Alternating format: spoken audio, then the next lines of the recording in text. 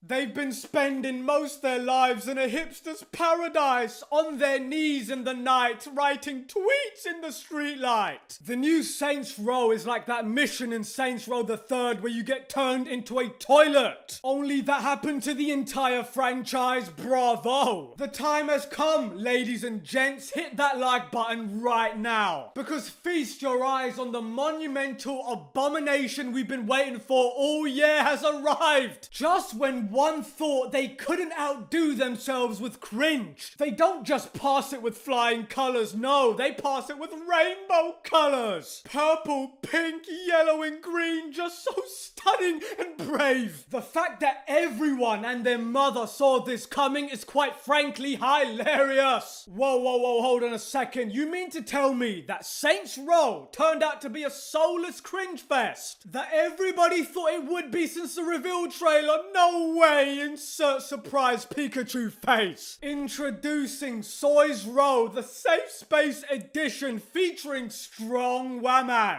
With their weak male sidekicks for the modern era has finally released, and oh boy, this new expansion for Fortnite looks like utter gutter trash. You know what, actually? It looks like GTA and Fortnite had a butt baby and had bugs crawling out of every crevice. We are talking cyberpunk level of bugs and jankiness, while displaying an utterly breathtaking level of incompetence that I can't even put into words. Imagine trying to pull this stunt and expecting no one to raise an eyebrow. And you thought that was a good idea, you stupid look at you now. And yeah, you had every access media outlet hyping this garbage up for a whole year. And that's why you should always listen to me, because what I tell you always ends up being true. Remember when I said that these new characters are the type of characters the real Saints would bully? Matt Miller from Saints Row the Third looks more gangster and a thug than all of these 4 hipsters combined. Tell me I'm wrong. I mean, look at these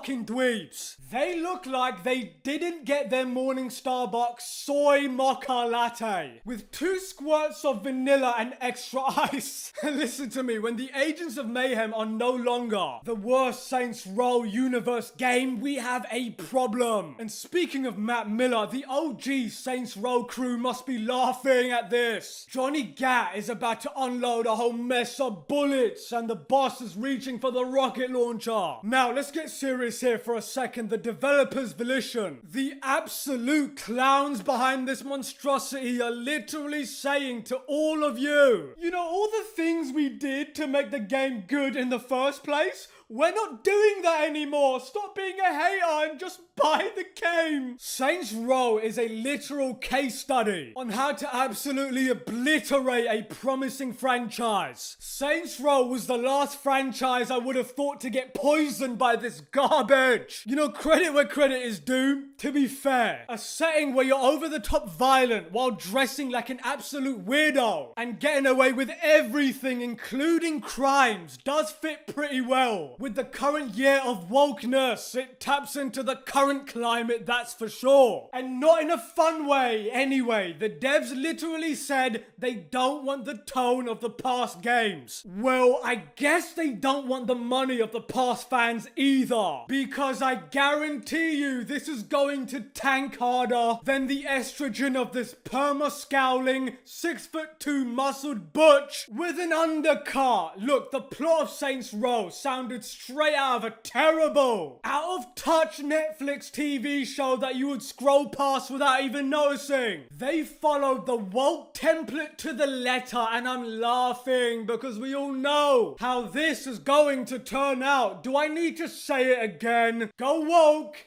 get pirated, because I'm making a new rule today. If a game like this that comes out is this bad, with so many glitches and bugs that make it to the point of being unplayable, piracy is now legal, my boy. I may or may not be joking. Use your own judgment. Because let me tell you something else. There's something really insidious about a company trudging out a product as lazy as this and then slapping a $70 price tag on it and expecting you hard-working folks to pay for it. Gaming is already an expensive hobby as it is. Just to own the 3 major consoles without buying any games, by the way, costs more than $1,200. That's why I find it beyond insulting when games like Saints Row come out. You know, maybe I should talk with my friend Jack Sparrow about this. Anyway, I need to make this clear. Whoever made this never played the original games. And this, unfortunately, is the constant theme in our entertainment industry. None of these, quote, sequels are continuations. They're standalone new games or movies mooching off the established IP for clout. So whenever I see a franchise getting rebooted or being more grounded, I take it as just an excuse to not be creative at all. So many developers or producers or directors are basically unaware or don't care about the source material. They're literally reinventing the wheel and then setting it on fire. But this is what happens when you design a game like Saints Row or a movie like Star Wars or Lord of the Rings or The Terminator or Star Trek. I can keep going. When you design stuff by committee and everybody throws their ideas in and nobody puts their foot down and takes charge of the direction. In any case, fuck 'em. I'm glad Saints Row is turning into a raging ball of fire. People addressed legitimate concerns to the publishers and they just ignored everyone and then had the temerity, the sheer nerve, the audacity to then attack those same people. Haters are gonna hate, they said. Well, now they can crash and burn like they deserve. Anyway, look, I'm going to make a statement for all of you who have watched the video this far. I actually want to hear your response to this. Tell me in the comments. I think the advancement of graphics technology led to the detriment of the graphics artistry. All the game worlds that we get nowadays look the same, just literally copy and paste. It's almost as if they're trying to apply some kind of formulaic mathematical equation to a fundamentally creative process. That's how we end up getting Saints Row, Far Cry, Arse Creed. They just hammer the same bollocks, hoping to recreate the same magic. Soulless. Soulless is the right word for all of these games, and on that bombshell, Manic's out.